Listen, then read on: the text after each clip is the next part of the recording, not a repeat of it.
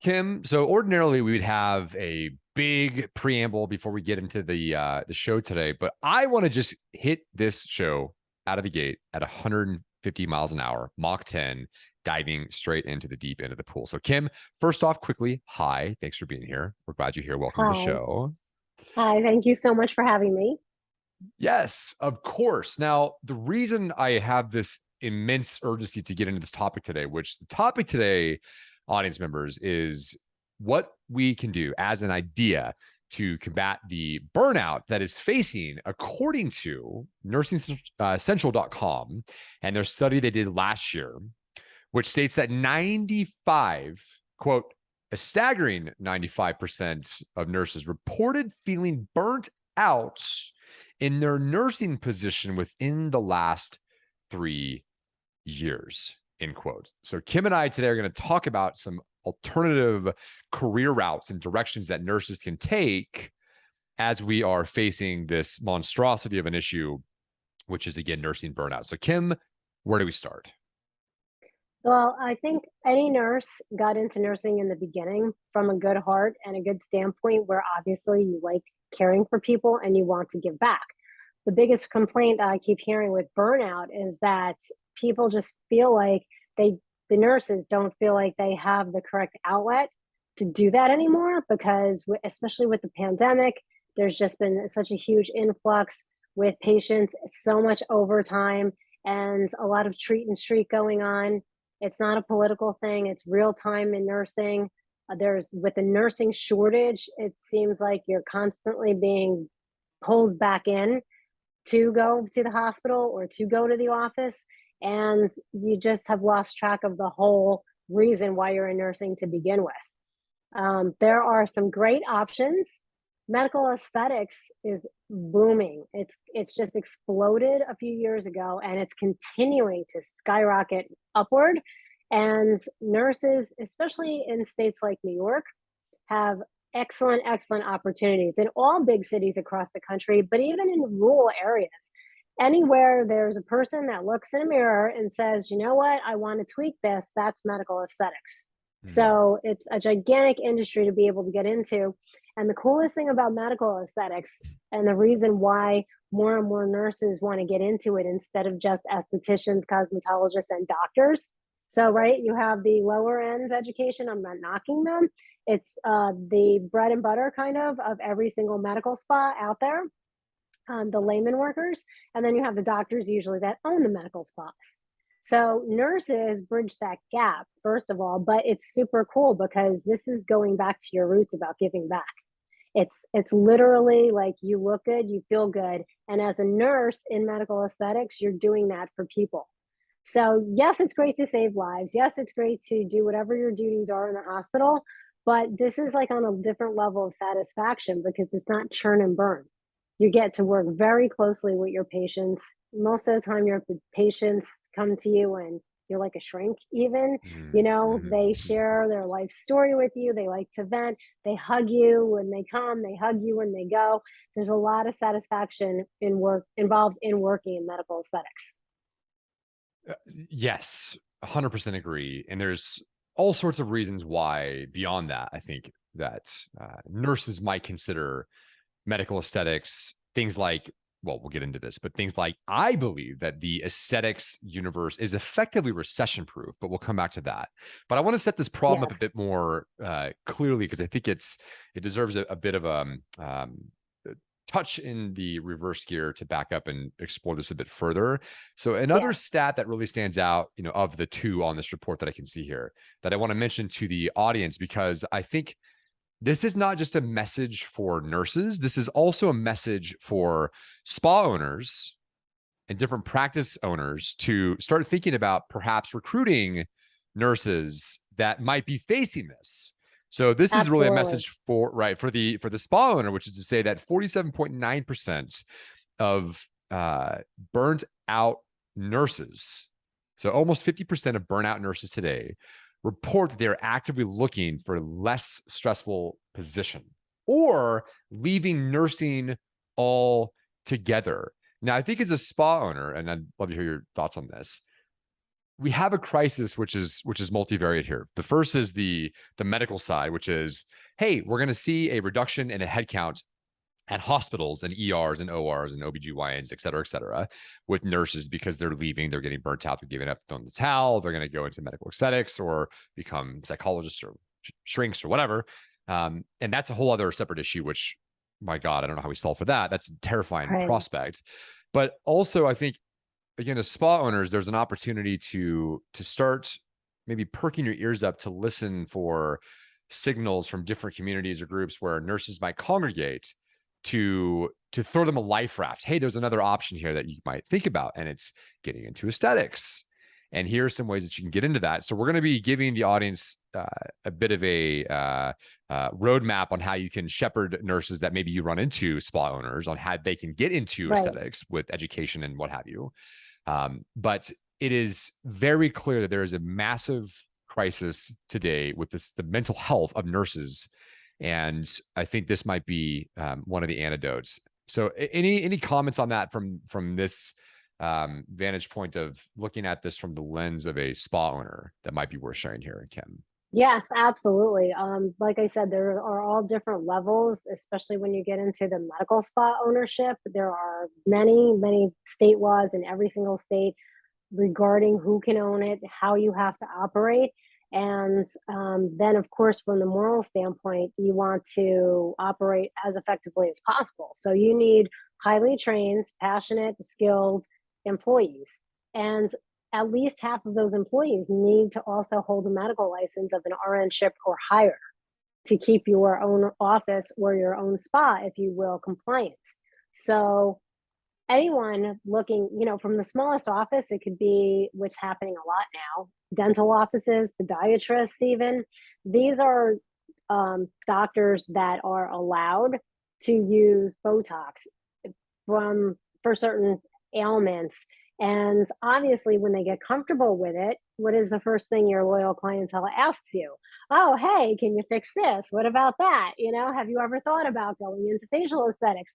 So most of those doctors in those small offices are too busy with their regular clientele, staying in their lane, doing what they do for those clients, for those patients. So these are the people, these are the owners, the men and women that need those trained nurses, because those nurses can go to get injectable training. They'll get Botox training for, injectables, meaning Botox and filler. And they can help those offices on a twofold manner. One is from the medical aesthetic side. And most of the time, if you get into a small office, you're technically like your own boss on that side of it because you're running that for your employee. But then also, you end up doing like a little multitasking. The doctor you're working with might need you to actually take up some regular nursing duties. And then it becomes fun because now all of a sudden it's not stressful. It's just like, okay, great. You're making this wonderful salary. You're having this beautiful relationship with your patients. You're making them look better. You're making them feel great. And then every now and then you get to jump in and do what it was you've always done with your life that you don't completely hate. Yeah. So like I said, it's like a little bit of a treat almost. And then if you want to get into a huge office or any size office in between, you can. So if you're that personality as a nurse, there's always the really big med spas. There's the big plastic surgical offices usually have very large med spas attached to their plastic surgeries. And they're also always looking for qualified nurses, more so than estheticians, definitely more so than cosmetologists. A lot of times they don't even offer medical massage. So they're not looking for massage therapists. They want to find nurses that are interested in and skilled at the medical aesthetic side. One thing that jumps to mind here, Kim, as I think about the harrowing prospect of having a hospital devoid of nurses and nurses altogether leaving the industry on the medical side, is spa owners almost have a moral duty to rescue those that are facing burnout. And here's what I mean by that, and help clarify my thinking here, if you would. My understanding is that nurses that leave the medical side of things, that do get into medical aesthetics, they still actively maintain their nursing licensure. So it's conceivable then that as they're working in the aesthetics universe, they're maintaining their licensure, right? And that gives them a bit of a hiatus potentially. So if they just need a recess from the hospital life, they can have that for a few years, help build out a medical aesthetics practice. And then if they choose to, perhaps things down the line might change in the medical realm, the hospital realm and the like, to where they might then return if things were to change, or maybe their tune changes, or they miss the ER or whatever. So I guess the question is it common practice? And I'm assuming the answer is obviously yes, but is it common practice for nurses to maintain their licensure while working in aesthetics? Absolutely. And like you said, from a legal standpoint, those nurses need to maintain their status as being a currently licensed nurse. So they'll never be giving up that status. And that opens up a world of opportunity. I've seen it all. I've seen nurses that leave the hospital atmosphere completely and either work for themselves in their own office, they open up their own medical spa themselves, or they go to work for someone else, or they do a part-time gig where they work in their hospital or their doctor's office or clinic for their regular nursing job Mm. part-time, and then they work for a medical spa or for themselves part-time. So this is like, it's like a very, very interesting opportunity because you can mix and match and literally create your own career. So Mm. if you want to take that break, like you just said, for a couple of years and jump into medical aesthetics, bank the money and have fun doing it, and then circle back around to a hospital type atmosphere, you have that opportunity. If you want to leave and open up on your own, you have that opportunity. If you want to leave and work full time for someone else in medical aesthetics, you can. If you want to do both, you can. It's like it's so awesome the opportunities that are out there right now because of the booming industry with medical aesthetics. Yeah. It seems like it gives them a lot of optionality to, like you Yes. said, mold their career in the direction they want to go. And this actually bleeds into one of the things I wanted to ask you, which is, let's say there's someone in the audience today that's saying, yes, that's me. I'm a nurse. I'm burnout. I'm sick of seeing, what do they call them? Codes in the ER, just night after night after Right. night. I have friends that are nurses that work in Denver Health, and they're getting to the point where they're sick of seeing gunshots every Friday night, victims Exactly. in their ER. And it's just, it taxes the absolute hell out of you. So this brings to mind one of the questions I want to get your input on, which is, what are some of the misconceptions that nurses have that you see commonly that we can address here, that are looking at shifting from working in the hospital to some sort of aesthetics role, be it with plastic Okay, great. surgeon, med spa, et cetera? Yes, that's a great point. So I have seen and worked with nurses, or I should say, mentored nurses that had the misconception in the beginning. It was like, oh, I'm an RN or I'm a NP, and I'm just going to jump out and get another job, and I'll get on the job training. Hmm. Most of the time, because no matter what industry it is right now in this pandemic world, we need qualified, at least like properly trained, even though you might have not have any practice out in the field yet. You've gone ahead and graduated from a continuing education program. It could be a 1 day certification workshop with one specific machine. And then you see a plastic surgeon's office, for example, that provides that treatment.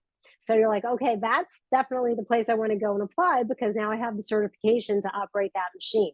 Or you could Hmm. take a couple of different 1 day workshops, or you could jump into like a 5 or a 7 day program and get that intense training, get that certification, and then you're going to guaranteed be at the top of the list for every interview because you have, like you said, you have your valid license, and then you have current training on current devices with the most appealing medical aesthetics machines out there. So anyone that owns a med spa or is an individual doctor that's looking to hire is going to be like, oh, you're the one I have to see right now. So Okay, that sorry to hijack what you were saying there, but this, I have to ask you.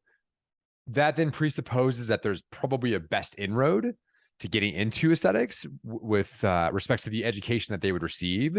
So is there a particular inroad? Maybe it's, I don't know, get training on this device, you'll be hired in a week, or get training on this service, or get this diploma, or whatever the different certifications are that are on the a la carte of options.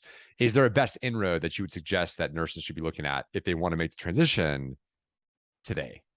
Yes, absolutely. There are, actually, let me step back. The first thing a nurse should decide is, do you want to be an injecting nurse or not? Because not everyone does. There's a lot Mm. of money. It's extremely lucrative to be an injecting nurse, to do Botox and fillers, to do threading, especially when it comes to injecting lips and lifting up your eyebrows. Those are like two of the biggest requests across the entire world, not just this country.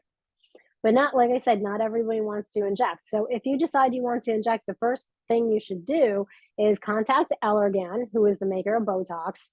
They have training programs across the country. If you don't have an available date with Allergan, or maybe don't even want to go with and deal with like the big company, you want something much more face to face, you could do something like Google for your top injecting courses. They're normally 1 to 3 days long, and they're going to cost a couple of $1,000s, but it only takes one patient to make your money back. So the investment you make in yourself will always come back to you. So there are offices with very well-known plastic surgeons, like the plastic surgeon that I work with right now, Dr. Shridharani. He does a lot of one-on-one training. He's on Fifth Avenue in New York City, and he also does group trainings. And he's affiliated with Swedish Institute, the College of Health Sciences here in New York City, and that is also what was like I was going to say next. So at Swedish Institute College of Health Sciences, we have a specific medical aesthetics program. You can learn all of the cosmetic, medical aesthetic, laser, IPL devices that are out there right now. It's all brand new devices. It's every single one of the in-demand treatments. So from tattoo removal to wrinkles to brown spots to veins, facial veins, leg veins, to working on stretch marks, working on cellulite. This is all covered with lasers and with IPL. And you learn things like patient selection. What skin condition goes with which machine? What are the contraindications? Who has a health issue that can't do this treatment? What are the alternatives for that person, if any? That's all included in your education. So for a nurse that has like no major backgrounds in skincare, hasn't gone to esthetician school, they don't have to be nervous, because a great Mm. course is going to walk the nurse by the hand through every one of the requirements, everything that he or she needs to know to get through that class properly, and then walk out into the real world and perform those treatments. And then we also have single day workshops in things like non-surgical ultrasound facelifting, and we do medical microneedling with LED treatments, and we work with BTL for M-Sculpt and M-Sculpt Neo. That's like super crazy popular. It's for body shaping and body sculpting. You could learn radio frequency for skin tightening on the face and on the body. There are some absolute fabulous options for single day workshops with certification provided, or like I said, 3 to 4 to 7 day programs when you want to get into your lasers. A lot of Mm. stuff out there. But that's what I suggest for nurses. Like I said, first of all, to recap, wouldn't be nervous because you haven't turned around and done your aesthetic school training. That's technically fine as long as you are smart and continue your education with a qualified, accredited brick and mortar office. I'm personally not a huge fan of your initial course being online, because you're treating the human body. And every nurse knows, because that's the whole core of their being, when you put hands on another body, you really need to have the practice on another body. It's not the same thing as just like, I'm just going to sit here and watch this video and now I know how to laser you. Absolutely Mm. not. You need to actually have the hand pieces in your hands. You need to work on the skin to see the different skin reactions, and then you'll really truly understand when you walk out the door. And most of Mhm. the time, all this education is extremely affordable too. But like we said in the beginning, when you invest in yourself, it's always going to come back to you. Yeah, completely agree. Is there anything nurses that are looking to transition uh, perhaps are commonly told they ought do, but can altogether skip if they're looking to get into aesthetics? I think commonly the first thing someone would say to you is, "Oh, you need to go to skincare school. What do you know about skin histology and skin anatomy?" So your question is perfect, but it just brings us back full circle to what we just said. Mm, If you find the right courses, and don't be afraid to ask the right questions before you sign up for those courses, whether they're 3 days, 1 day, or 7 days, what have you, ask, what is this education going to provide me with? Will I understand how not only to treat the patient, but who this is good for and who it's not good for? Can I do this safely? Can I do this effectively? And if you get satisfactory answers to those questions, then you know you're signing up with the correct office, or I should say the correct school. mm, yeah. All right. Well, what about income potential? I mean, I would imagine that you've seen a ton of your students that have gone through the institute um, that have graduated with this certification, this training on that device, et cetera, that have come out and are probably making more money than they were as nurses in the hospital. Are stories like that common in your experience? Absolutely. Absolutely. They're common enough to make us all wish we all went to nursing school and came out an NP or an RN or whatever. If you're not already, you're like, oh my goodness, are you kidding me? I need to do this. So I just wanted to quote Esthetics magazine just recently on July 21st released an article on TikTok face. Viral beauty trends are influencing facial plastic surgery.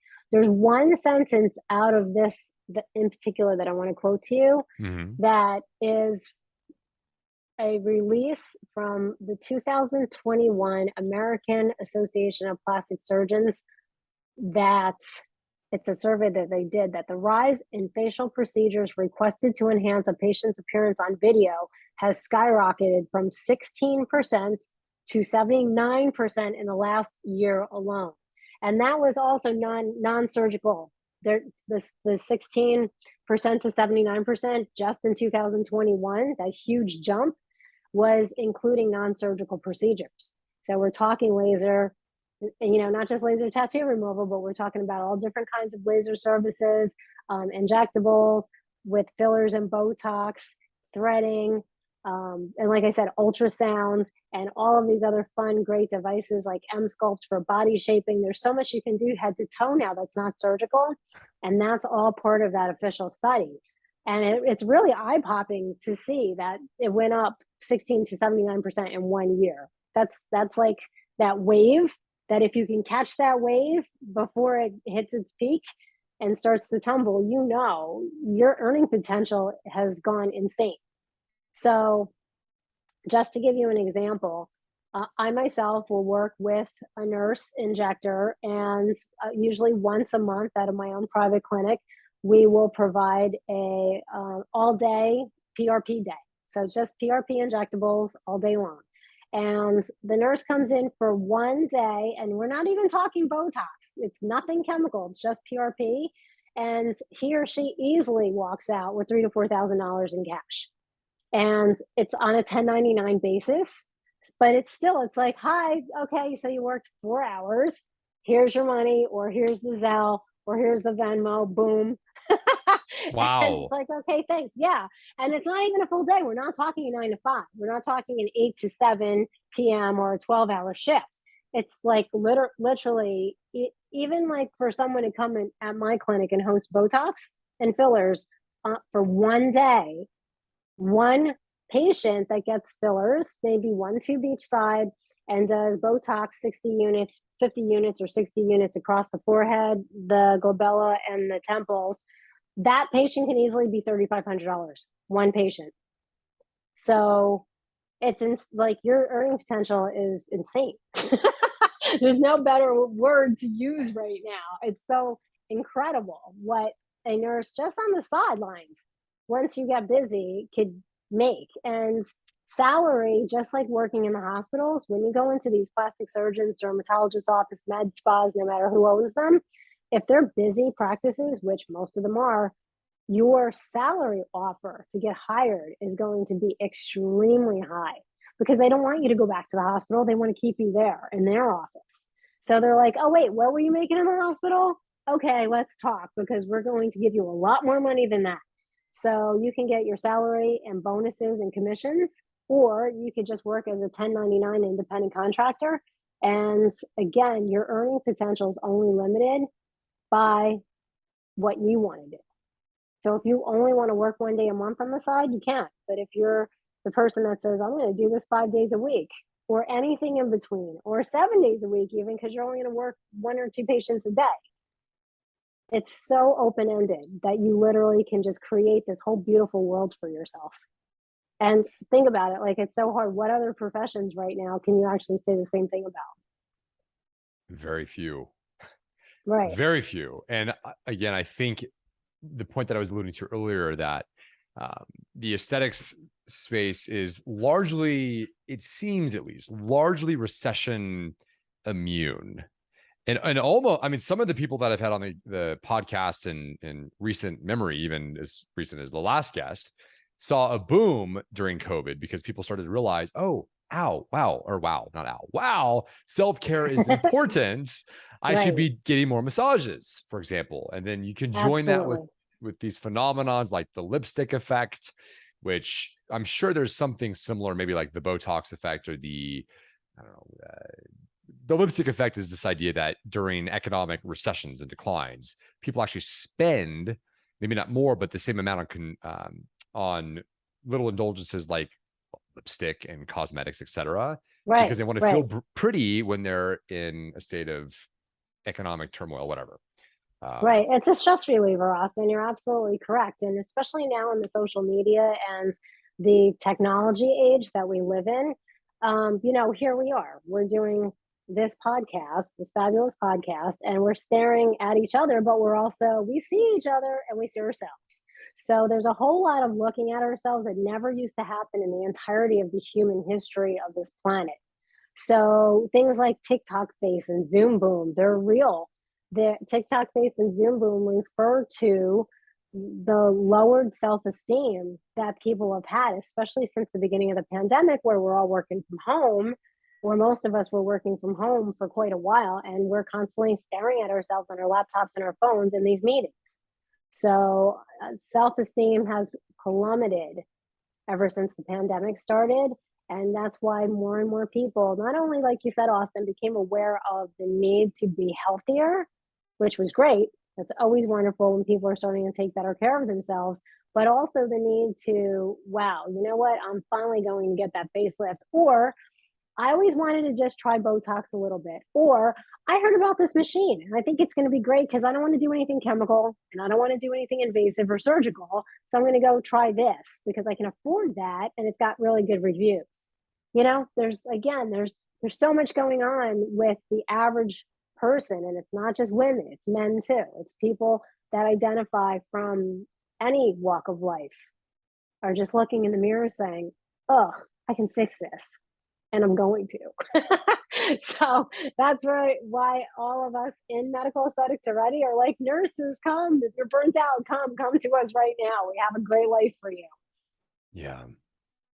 Well, you know, it's real and serious when this sort of concept, the Zoom effect and otherwise, makes it into pub med and is researched by researchers. And to me, it points to this very concept that we've been talking about the whole time, which is there's a massive opportunity. And for those in the audience that are facing burnout, there is another way. So let's do a recap here and land the plane. So I want to speak directly to the nurse. So two groups, the nurse facing burnout today and the spa owner looking for talent, because there's two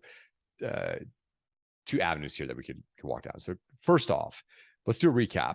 What is the message that you want to put on a billboard for nurses to take away from this show today as it pertains to everything that we've covered so far? Bold the ties, do this. Here's what you might think about, etc. Can we put that in bullet form as a recap for them?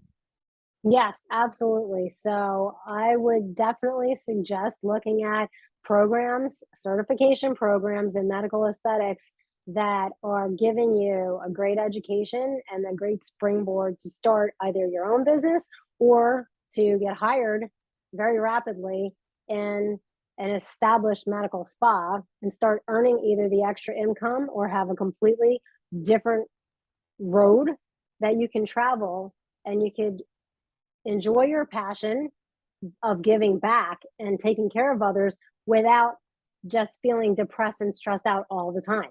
So you can look at programs like the Swedish Institute College of Health Sciences in New York City's medical aesthetic program. The website is me.swedishinstitute.com. And if you just Google Swedish Institute Medical Aesthetics, it'll come up. It's a perfect example of really strong programs that will get you to where you want to go.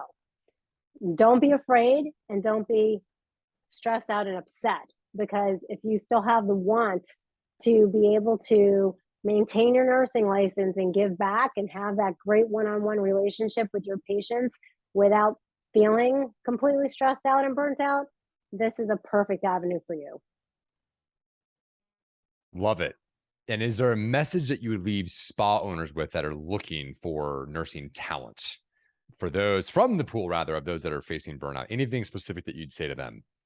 Yes, absolutely. For the spa owners, for the medical spa owners, medical offices that are looking to either establish a new office and they need to hire qualified staff to do that, or they already have an established office, they definitely need to take a good look at the resumes of their nurses that are coming in. And it's going to give them an opportunity if they hire a nurse that is already certified in medical aesthetics.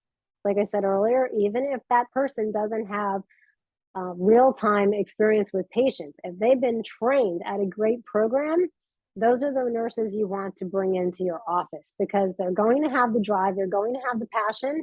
They've already proven that they respect themselves by continuing their education, by reinvesting in themselves, and they're going to have the loyalty to the profession and to their office that they're working with, because they're being loyal to themselves and their own vision and their own journey throughout their nursing career. So don't just hire just anybody. You always want to look for the most qualified staff. And I say that, and you probably think, Austin, that sounds funny, but it's a common mistake from a spa mentoring side that I see all the time. These owners will fixate on, oh, this person's available right away, and they fit the salary requirement. And it's like, whoa, wait, pump the brakes and read that resume again. They don't even fit your needs for your patient treatments. So this person is going to cost you, who knows, it's going to be a big mistake. Usually maybe they're going to create an issue where there's a legal issue involved later on down the road because they didn't treat a patient properly, or it's just going to cost you 3 times more than what you could have paid someone qualified to work for you, because you're constantly going to have to educate that person anyway. So as someone that's an employer and hiring, you can cut past all of that and bring on somebody that's already been trained. And then as that nurse wants to learn more and more, you could have that, I guess you could say, that kumbaya moment where you can sit down and talk and say, okay, this is awesome. You want to continue your education even further to help me build out my practice even further? Fantastic. Let's talk about how we're going to get this paid. So it works on both sides. I hope all that makes sense, right? That, as a boss, as an employee, you should both always look towards continuing education, because tech moves too fast. So, Yes. What we learned about anything we learned with tech 5 years ago, most of it doesn't even apply anymore. So keep up your continuing education, follow a path that's true to your heart as a nurse, and don't be afraid because you didn't go to these like really big, long 600-hour, 800-hour, 1,000-hour courses. You can still get there and get where you need to be if you pick the right outlet for your continuing education. And as that spa owner that's looking to hire, pay attention and respect the people that are investing in themselves, the nurses that are continuing their education to get into things like medical aesthetics. And remember that they might be burnt out, but they are raring to go and passionate about this new opportunity that they have. Yeah. And don't forget, audience members, that direction is more important than speed. So the central Yes. theme here is if you feel that you're in the wrong position role, you're burnt out, you're tired, you feel like you're getting your teeth kicked in, there's another option. And you don't have to get from 0 to 100 overnight. You take one step at a time, but that all starts with you being honest with yourself and assessing where you are and where you want to go and looking at the delta between the two. Direction is more important than speed. And it's really interesting that you can effectively take a class on how to use a device, and there's an opportunity on the other side of that that will then again get you closer towards your goal of maybe autonomy, maybe running your own business, which Artemis will be creating and launching a course on how to start a beauty business for the nurses that are looking, and other professionals in the space, estheticians and the like, on how to do just that. Maybe you don't want to do that, in which case don't. You might be better off with a plastic surgeon or in a med spa, et cetera. But there are other options. Therefore, nurses facing burnout today, there is hope. And from my perspective, that's the message I want to leave you with, is that there is hope. There are options. There are other things you can do to protect and preserve your sanity. So that's my closing note, Kim. Anything from you, stone-wise or otherwise, that we didn't turn over, stone-wise that is, or anything you wanted to share with the audience before we hop off for today?